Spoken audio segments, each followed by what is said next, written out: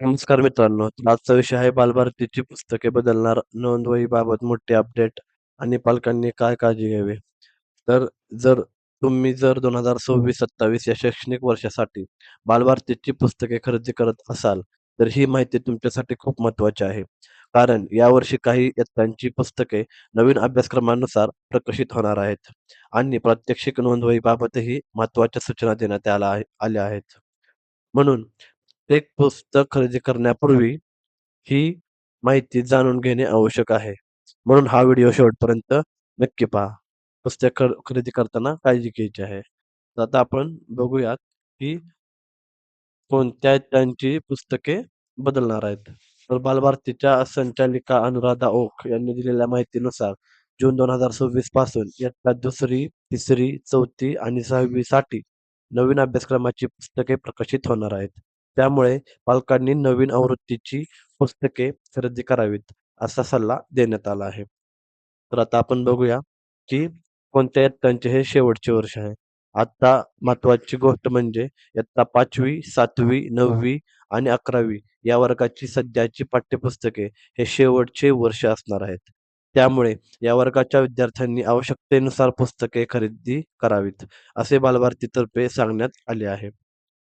तर आता आपण बघूया, की मराठी विषयाची अनिवार्य पुस्तके काय आहेत? इयत्ता 2री, 3री, 4थी आणि 6वीच्या विद्यार्थ्यांसाठी इंग्रजी माध्यमातून शिकू मराठी आनंदे हे पुस्तक उपलब्ध करून दिले जाणार आहेत.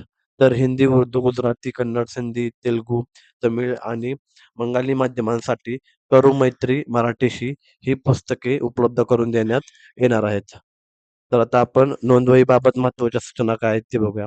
आत्ता सर्वात मोठी अपडेट म्हणजेच की इयत्ता 9वी ते 12वी साठी बालभारतीने तयार केलेल्या प्रात्यक्षिक नोंदवहीचा वापर करण्याबाबत सूचना देण्यात आल्या आहेत.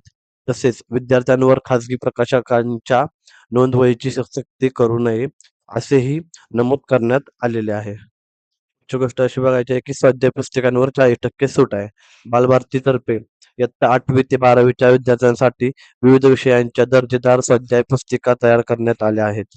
विशेष म्हणजे या पुस्तकांवर तब्बल 40% सूट देण्यात येत आहे. त्यामुळे विद्यार्थ्यांनी या स्वाध्याय पुस्तिकांचा वापर करावा, असे आवाहन करण्यात आले आहे.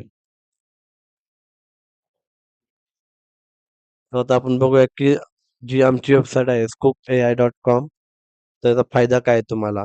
जरी अभ्यासक्रम तुमचा चेंज झाला असेल, तुमची पुस्तके जरी चेंज झाला असेल, तरी फायदा काय आहे, तर ते आपण बघूया आता. मित्रांनो, जर नवीन पुस्तके आली, सिलेबस बदलला, तरी काही इम्पॅक्ट आमच्या वेबसाईटवर होणार नाही, पडणार नाही. कारण आमच्या वेबसाईटवर कोणतं पण पुस्तक किंवा बुक त्या अनुक्रमणिकेचा आणि अध्यादेशपतीचा स्क्रीनशॉट टाकला, म्हणजे फोटो अपलोड केला, तरी वार्षिक नियोजन, घटक नियोजन तयार करता येते.